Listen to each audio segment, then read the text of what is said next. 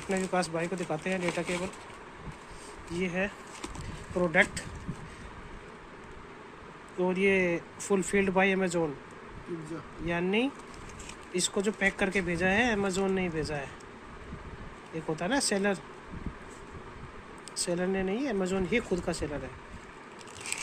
ये data cable है जिसकी क्वालिटी मुझे बेहतरीन लगी है देखने में।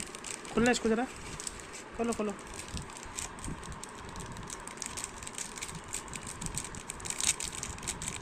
तीन मेंटोस, दो मेंटोस, तीन मेंटोस,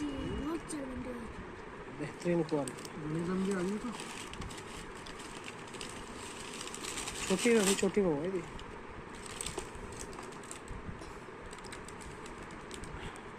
रबड़ की प्रोटेक्शन दे रखी है।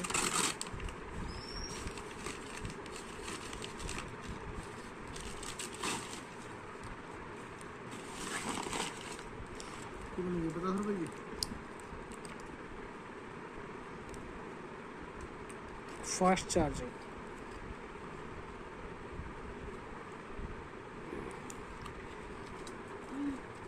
मुश्किल से इसको करना सीधा 11 इंच कितनी है। ठीक है, मोटा मोटा तेरे को आइडिया हो गया होगा। मुझे तो इसकी क्वालिटी बहुत अच्छी लगी है भाई।